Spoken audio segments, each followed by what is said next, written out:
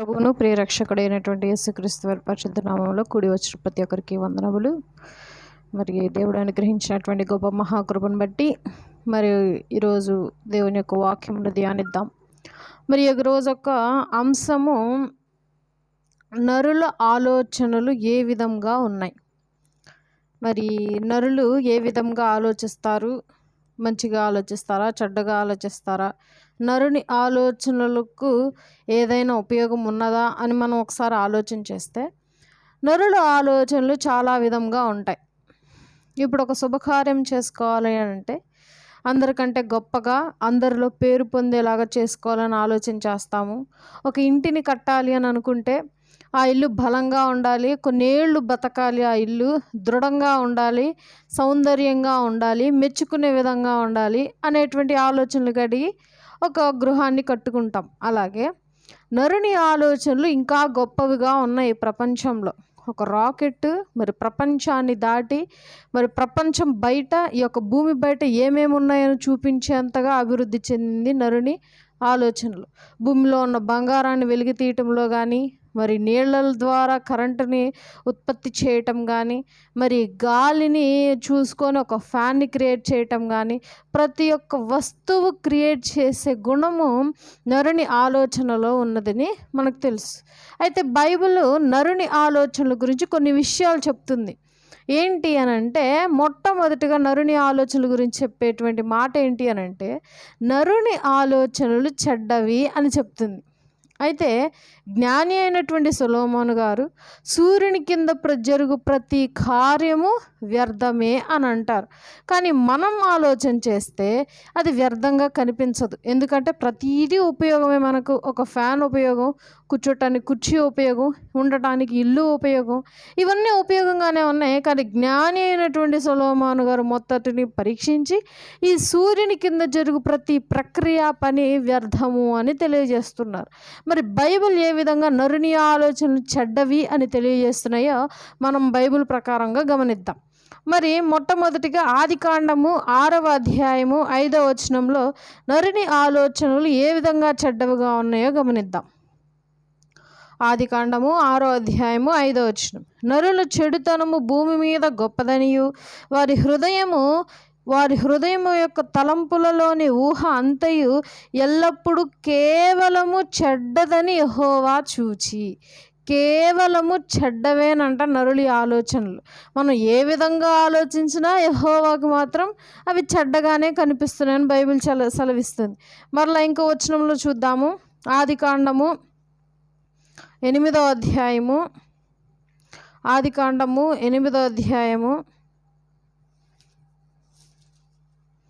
21వ వచనం.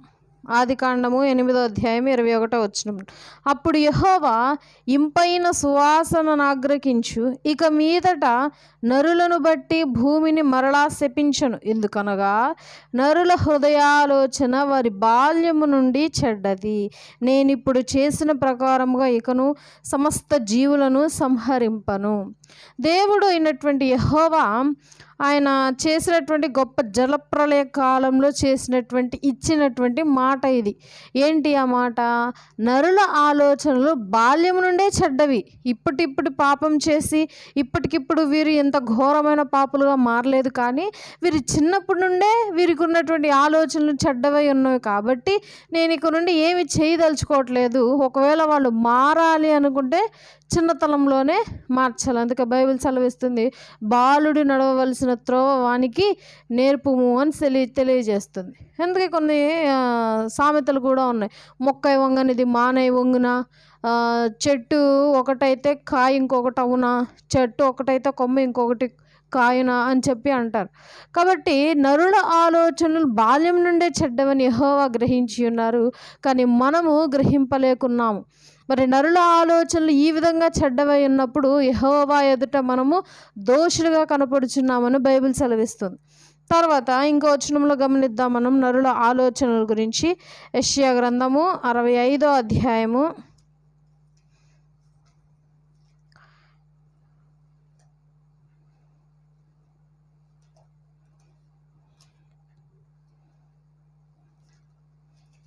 65వ అధ్యాయము 2వ వచనం. యెషయా గ్రంథము 65వ అధ్యాయము 2వ వచనం. తమ ఆలోచనలను అనుసరించి చెడు మార్గమును నడుచుకొనుచు లోబడనొల్లని ప్రజల వైపు దినమంతయు నా చేతులు చాపుచున్నాను. ఎంతసేపు నిలువబెట్టి ఏడ్పేంతురతని, ఎంతసేపు నిలువబెట్టి ఏడ్పేంతురతని,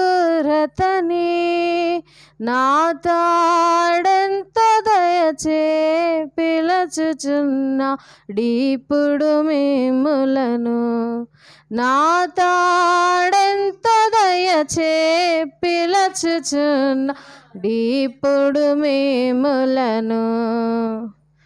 అయితే యేసుక్రీస్తు ప్రభువారు అలా మన హృదయం అనేటువంటి తలుపు బయట నుంచొని మనలను తట్టుతున్నాడంట. ఇంకొకటి, తన దినమంతా తన చేతులల్లా చాచి మన కొరకు వేచి చూస్తున్నాడు, మనలను ఆయన యొద్దకు రమ్మంటున్నాడని పాట యొక్క ఉద్దేశం. ఇలాగ బైబిల్ కూడా సెలవిస్తుంది, నరుల ఆలోచనలు ఇట్టి ఉన్నను సరే దేవుడు దినమెల్లా తన చేతులు చాచి ఆయన యొద్దకు తీసుకొనుటకు ఆసక్తి కలిగి ఉన్నాడు అని చెప్పి బైబిల్ సెలవిస్తుంది. మరలా నరుడి ఆలోచనలు చెడ్డవి. ఇంకొక విధంగా బైబిల్ వివరిస్తుంది ఏంటి అని అంటే, నరుడి యొక్క ఆలోచనలు రహస్యమైనవంట. నరుని యొక్క ఆలోచనలు రహస్యమైనవా బయలుపరచబడేవా అంటే రహస్యమైనవే. ఇప్పుడు నేను ఆలోచించేది నా పక్క వ్యక్తికి తెలియదు, పక్క వ్యక్తిని ఆలోచించేది నాకు తెలియదు. మరి ఎవరికి తెలుసు అని అంటే దేవునికి తెలుసు. బైబిల్లో కొన్ని వచనాలు గమనిద్దాం, రహస్యమైనవి. యెషయా గ్రంథం 29వ అధ్యాయము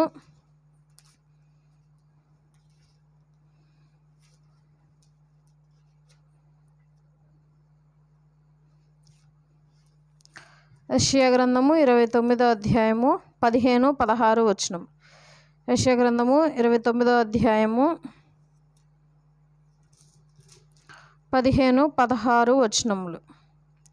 తమ ఆలోచనలు యెహోవాకు కనబడకుండా లోపల వాటిని మరుగుచేయ జూచు వారికి శ్రమ.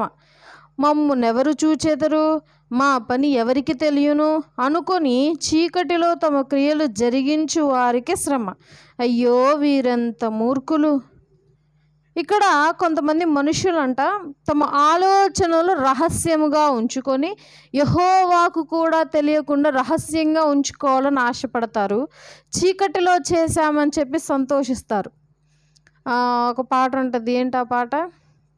చూస్తున్నాడమ్మా చెల్లి, చూస్తున్నాడమ్మా నీవు చేసే పనులన్నీ, చూస్తున్నాడమ్మా అడుగుతాడమ్మా లెక్క, అడుగుతాడమ్మా నీవు చేసే పనులన్నీ, అడుగుతాడమ్మా.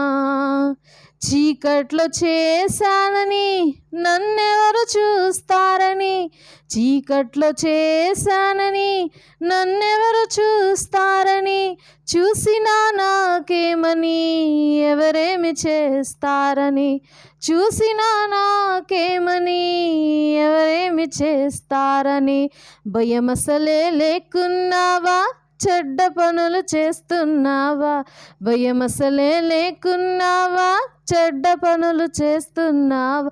చూస్తున్నాడమ్మా చెల్లి, చూస్తున్నాడమ్మా నీవు చేసే పనులన్నీ, చూస్తున్నాడమ్మా అడుగుతాడమ్మా లెక్క, అడుగుతాడమ్మా నీవు చేసే పనులన్నీ, అడుగుతాడమ్మా. అలా నరుని యొక్క ఆలోచనలు రహస్యమైనవిగా ఉన్నాయి. నీ ఆలోచనలు యెహోవాకు కూడా తెలియకుండా ఉండాలని ఆలోచించినట్లయితే, నీ యొక్క ఆలోచనలు చాలా రహస్యముగా ఉన్నవైతే యెహోవాకు విరోధి అని బైబిల్ సెలవిస్తుంది. చీకట్లో చేసావా, ఎవరికి తెలియకుండా చేసావా, చుట్టుపక్కల ఎవరూ లేని నిర్మానుషమైన ప్రదేశంలో నీ యొక్క పాపం చేసినా సరే ఆది యందు ఉన్నటువంటి దేవుడు నిన్ను గమనిస్తూనే ఉంటాడు. నువ్వు చేసే ప్రతి పని చూస్తూనే ఉంటాడు. ఆ పనికి మరి తీర్పు రోజున నిన్ను లెక్క ఖచ్చితంగా అడుగుతాడు అని బైబిల్ సెలవిస్తుంది. నరుని యొక్క ఆలోచనలు రహస్యమైనవిగా ఉన్నాయి. అయితే కీర్తనలు మరి దావీదు గారు ఈ విధంగా సెలవిస్తున్నారు మన యొక్క ఆలోచనల గురించి. మరి కీర్తనలు ఒకసారి గమనిద్దాం. కీర్తనలు 139, కీర్తనల గ్రంథము 139వ చరణం 4 నుండి 6 వచనములు. కీర్తనలు 139వ అధ్యాయము 4 నుండి 6 వచనములు. యెహోవా మాట నా నాలుకకు రాకమునిపే అది నీకు పూర్తిగా తెలిసి ఉన్నది. వెనుకను ముందును నీవు నన్ను ఆవరించి ఉన్నావు, నీ చేయి నా మీద ఉంచి ఉన్నావు. ఇట్టి తెలివి నాకు మించినది, అది అగోచరము, అది నాకందదు.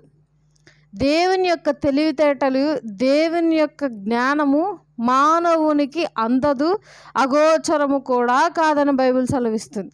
కాబట్టి ఇంత గొప్ప తెలివి కలిగినటువంటి దేవుని మందు మనము ఎంత మాత్రము అని ఆలోచించాలి. ఒక నరుని యొక్క ఆలోచనలు చెడ్డవై ఉన్నది బైబిల్ ప్రకారం, నరుని యొక్క ఆలోచనలు రహస్యమై ఉన్నది బైబిల్ ప్రకారం. ఇంకా ఏమై ఉన్నది నరుని ఆలోచనలు అని అంటే తమ సొంత ఆలోచనలు కలిగి ఉన్నది. ఇది మెయిన్ పాయింట్ అన్నమాట. ఏంటి, ఎప్పుడైనా నరుని ఆలోచనలు దేవునికి మరి సానుభూతిగా, దేవునికి దగ్గరగా ఎప్పుడు ఆలోచనలు ఉండవు. నరుని యొక్క ఆలోచనలు ఎప్పటికీ సొంత ఆలోచనలు కలిగి ఉంటారని బైబిల్ సెలవిస్తుంది. ఇర్మియా గ్రంథం గమనిద్దాం ఒకసారి.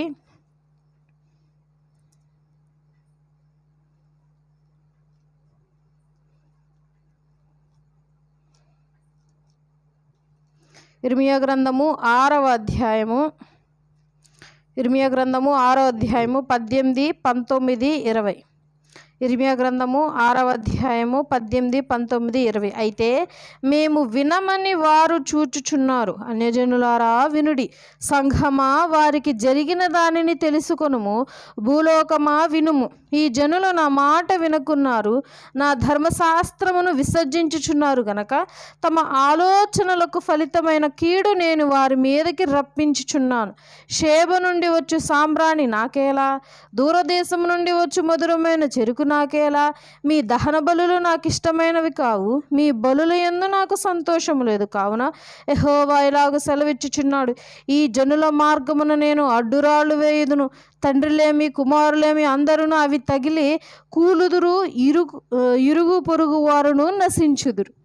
ఇక్కడ దేవుని యొక్క శాపం మాత్రమే ప్రతి ఒక్కరు వేలెత్తి చూపుతారే కానీ పైనున్నటువంటి దేవుని యొక్క బాధ, ఘోష ఎవరు గుర్తించలేరు.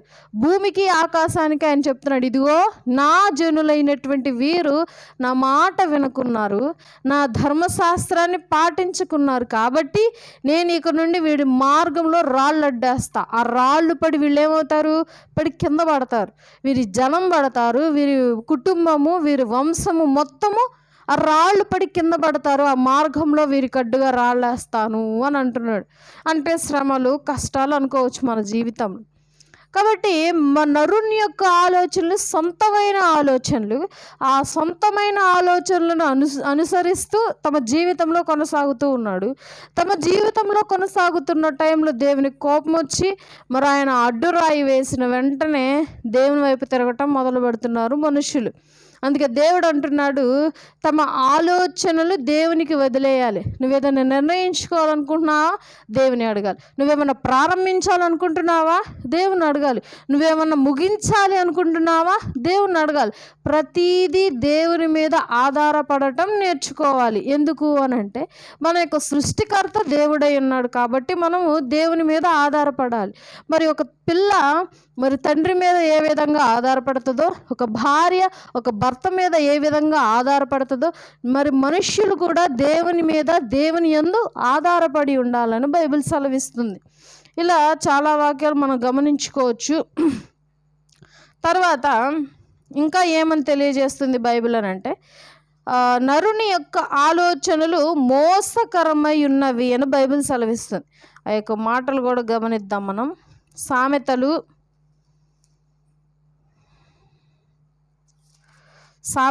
12వ అధ్యాయము 5వ వచనం. సామెతలు 12వ అధ్యాయం 5వ వచనం. నీతిమంతుల తలంపులు న్యాయయుక్తములు, భక్తిహీనులు చెప్పు ఆలోచనలు మోసకరములు. భక్తిహీనులంటే ఏంటి?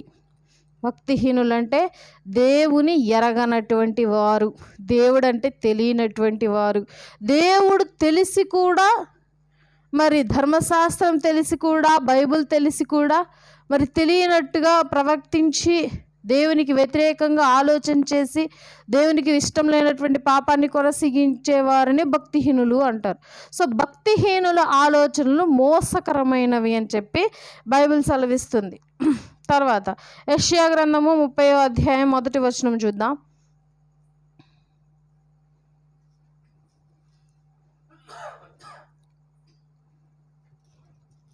యెషయా గ్రంథము 30వ అధ్యాయము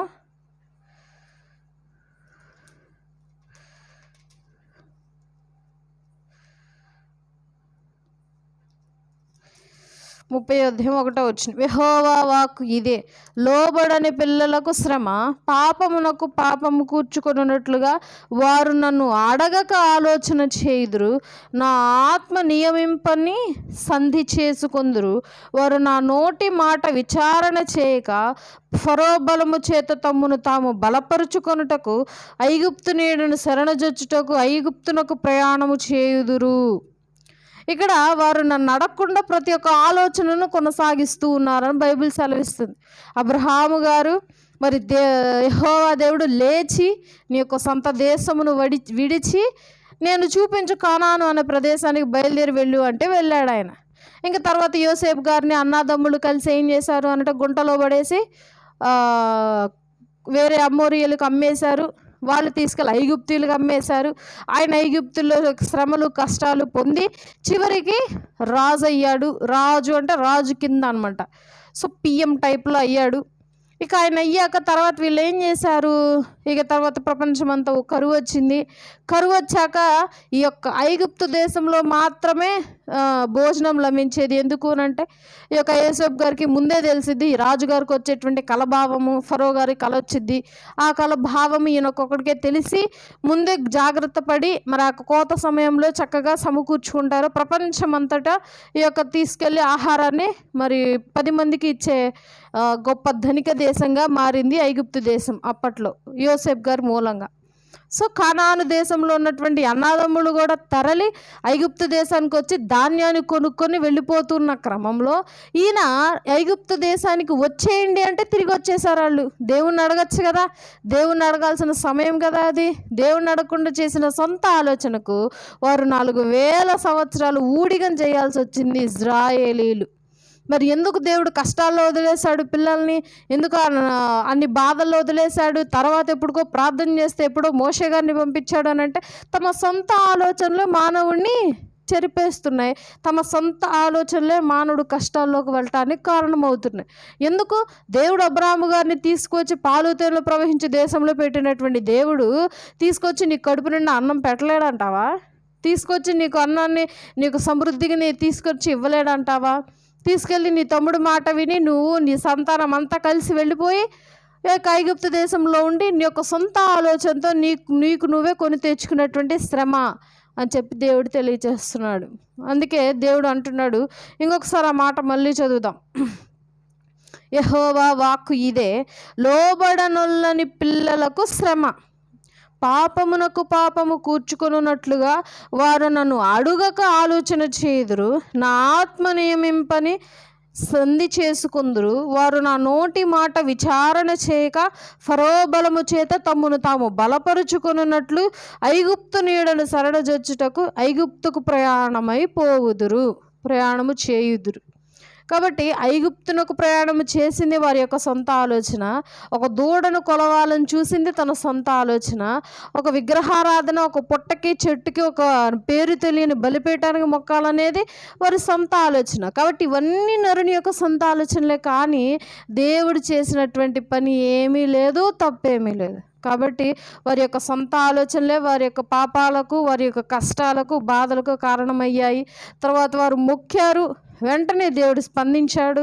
మరలా స్పందించిన వెంటనే వారికి సుఖం దొరకగానే మరలే పాపం చేయటం మొదలుపెట్టారు. కాబట్టి మానవుడి ఆలోచన ఏంటి అంటే స్థిరమైన ఆలోచన కాదు, రహస్యమైన ఆలోచన, మోసకరమైన ఆలోచన. మొత్తం ప్రకారం మనం బైబిల్ మొత్తం చూస్తే నరుని యొక్క ఆలోచనలు చెడ్డవి అని బైబిల్ సెలవిస్తుంది. మరలా దేవుని చిత్తమైతే ఇంకా ఉంది కొంచెం మరలా ఈసారి వచ్చే శనివారం మరలా దీని టాపిక్ని కంటిన్యూ చేసుకుందాం. అప్పటిదాకా చిన్న మాటలు మన హృదయంలో దేవుడు భద్రపరిచి దీవించి ఆశీర్వదించునుగాక. ఆమేన్.